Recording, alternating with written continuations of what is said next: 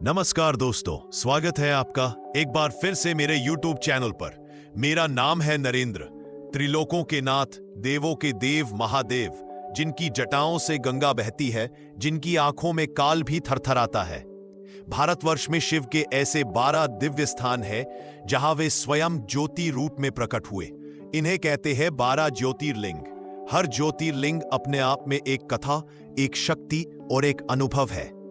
ज्योतिर्लिंग यानी वह स्थान जहां शिव ने अपने तेजस्वी ज्योतिर्मय रूप में प्रकट होकर भक्तों को दर्शन दिए। ये केवल मंदिर नहीं बल्कि आध्यात्मिक ऊर्जा के केंद्र है। कहा जाता है इन 12 ज्योतिर्लिंगों के दर्शन से जन्म जन्मांतर के पाप भी समाप्त हो जाते हैं। पहला, गुजरात का सोमनाथ।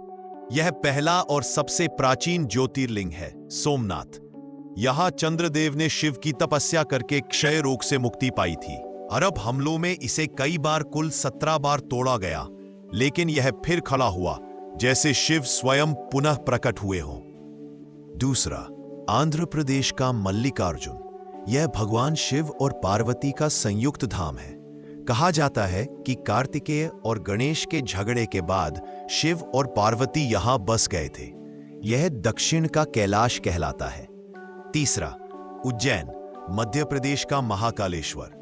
महाकाल यानी समय के भी पार। यह एकमात्र ज्योतिर्लिंग है जो दक्षिण मुखी है।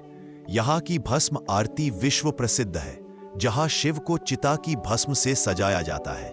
चौथा, मध्य प्रदेश का ओंकारेश्वर। नर्मदा नदी के बीच ओंकारेश्वर द्वीप पर स्थित यह लिंग ओंकार ध्वनि का प्रतीक है। यहां आदिगुरु शंकराचार्य को गुरु गोविंद भगवत पाद मिले थे। पांचवा, उत्तराखंड का केदारनाथ। केदारनाथ हिमालय की गोद में बसा वह स्थान जहां शिव ने पांडवों को दर्शन दिए।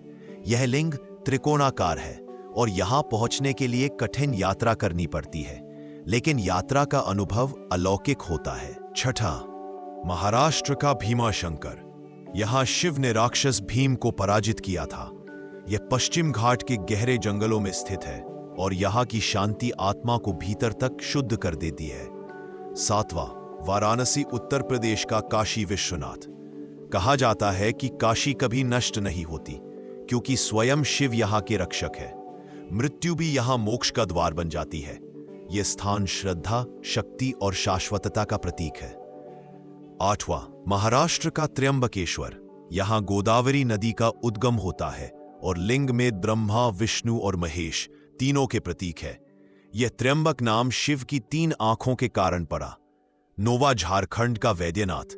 रावण ने यहां शिव को प्रसन्न करने के लिए अपने सिर अर्पित किए थे। यहां शिव को वैद्य यानी चिकित्सक के रूप में पूजा जाता है, जो सबके रोग हरते हैं। 10वां, गुजरात का नागेश्वर।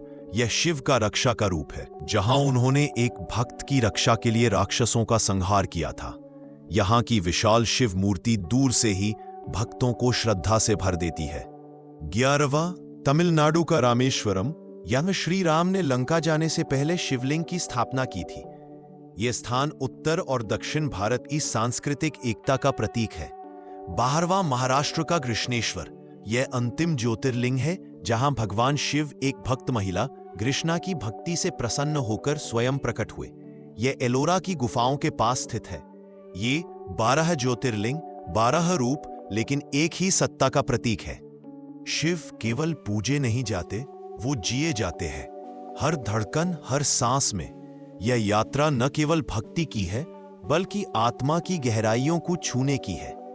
आज के इस युग में जब सब कुछ तेजी से दौड़ रहा है, तब ये 12 ज्योतिर्लिंग हमें रुकने, जुड़ने और भीतर झांकने का अवसर देते हैं। और जब भी आप इस यात्रा पर निकले, तो जान लीजिए ये यात्रा तभी पूरी होती है जब ईश्वर स्वयं आपको बुलाते हैं। अगर आपको ये डॉक्यूमेंट्री पसंद आई हो, तो इसे लाइक करें, शेयर करें और चैनल को सब्सक्राइब जरूर करें। और कमेंट में बताएं आप सबसे पहले किस ज्योतिर्लिंग के दर्शन करना चाहेंगे। धन्यवाद। जय ज्योतिर्लिंग, जय भारत।